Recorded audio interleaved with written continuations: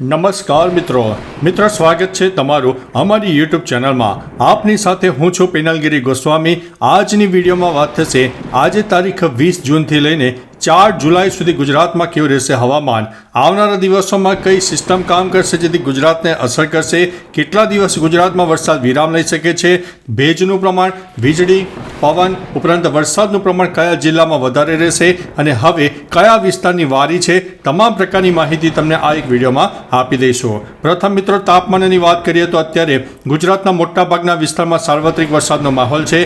મહત્તમ તાપમાન 25થી લઈને 35 ડિગ્રીની વચ્ચે પહોંચી ગયું છે, એટલે ગરમીમાં આંશિક રાહત મળી રહી છે। જ્યારે ભેજના પ્રમાણની વાત કરીએ તો 80થી લઈને 90% સુધી ભેજનું પ્રમાણ જોવા મળી રહ્યું છે અને લો ક્લાઉડ ફોર્મેશન પણ સર્જાઈ રહ્યા છે।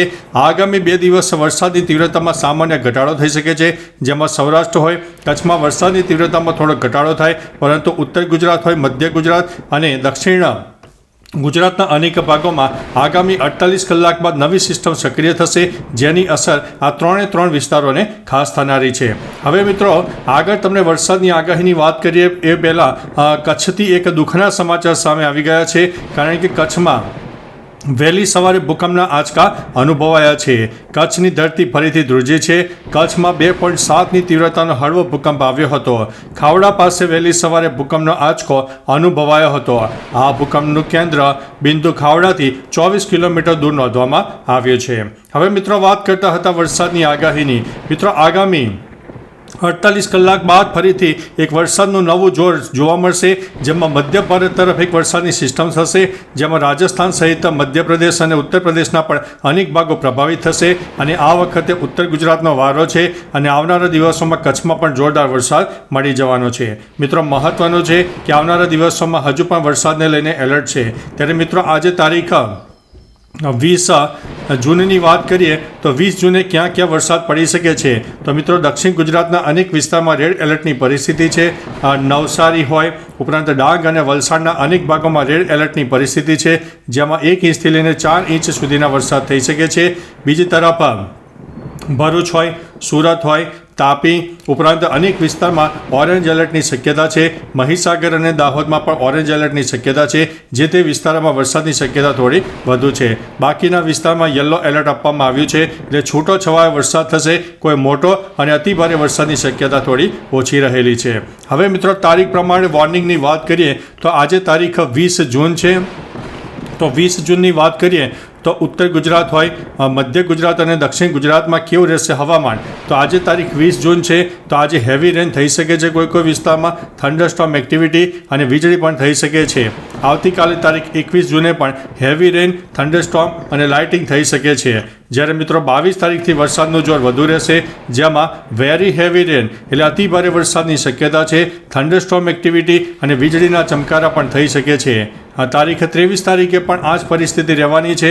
અતિભારે વરસાદની આગાહી છે, જેમાં ઉત્તર ગુજરાત હોય, મધ્ય ગુજરાત હોય અને દક્ષિણ ગુજરાતના અનેક ભાગો પ્રભાવિત થશે।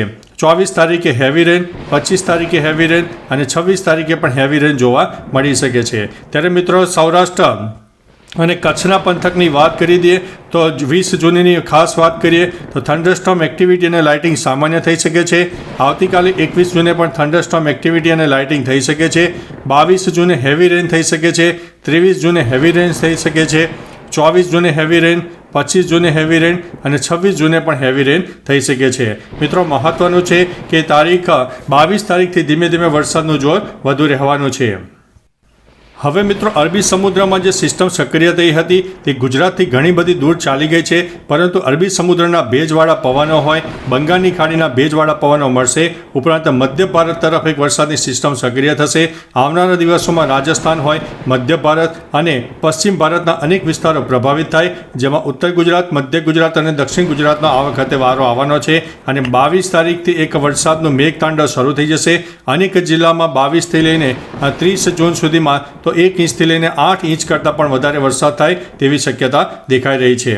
મિત્રો આ હતી વરસાદની આગાહી 12 કલાકની. હવે આગામી 24 કલાકની પણ ખાસ વાત કરી દઈએ તો આગામી 24 કલાકે પણ મધ્ય ભારત એક્ટિવ થાય, ઉપરાંત રાજસ્થાનના અનેક ભાગો પ્રભાવિત થાય. અને ત્યારબાદ 2 દિવસની આગાહીની વાત કરીએ તો રાજસ્થાન હોય, ગુજરાતના અનેક વિસ્તારો જેમાં 50થી લઈને 70% વિસ્તારમાં વરસાદની શક્યતા છે. અને આપણે જણાવ્યું તે પ્રમાણે ઉત્તર ગુજરાત હવે વધારે એક્ટિવ થશે.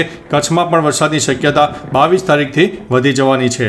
આગામી 4 દિવસના રેન બેઝ ફોર્મેશનની વાત કરીએ તો આગામી 4 દિવસ ઉત્તર ભારત સહિત પૂર્વ ભારત, મધ્ય ભારત, દક્ષિણ ભારત અને ગુજરાતને પણ તેની પ્રભાવિત અસર જોવા મળશે. દક્ષિણ ગુજરાતથી લઈને કેરળ સુધી વરસાદની ટફ રેખા પણ સર્જાઈ જશે. એટલે 22 તારીખ બાદ એક ગુજરાતમાં એક જોરદાર વરસાદના એંધાણ દેખાઈ રહ્યા છે.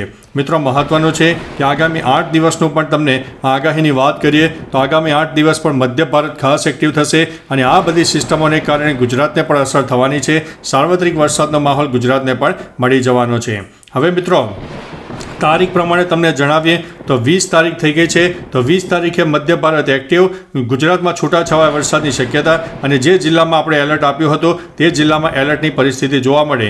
21 તારીખે પણ તમે જોઈ શકો કે છૂટાછવાયા વરસાદ ઉત્તર ગુજરાત, મધ્ય ગુજરાત, દક્ષિણ ગુજરાત, સૌરાષ્ટ્ર અને કચ્છમાં થઈ શકે છે. કોઈ મોટા મેઘતાંડવની શક્યતા થોડી ઓછી છે.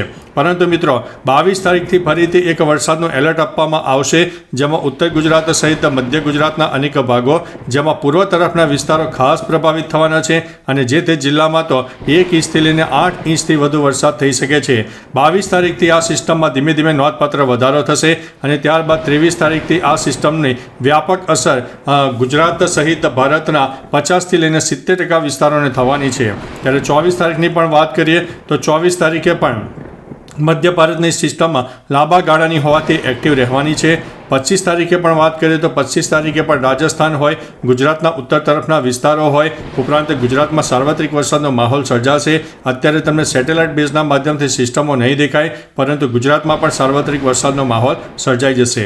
ત્યારબાદ મિત્રો તારીખ 26 તારીખની વાત કરીએ તો 26 તારીખે પણ મધ્ય ભારત એક્ટિવ, જેમાં ગુજરાતને પણ તેની વ્યાપક અસર થવાની છે. 27 તારીખની વાત કરીએ તો 27 તારીખે પણ એ જ પરિસ્થિતિ રહેવાની છે. 28 તારીખે પણ ધીમે ધીમે વરસાદની તીવ્રતામાં નોંધપાત્ર વધારો થાય. અને આપણે જણાવ્યું તે આ વખતે ઉત્તર ગુજરાતની વારી છે.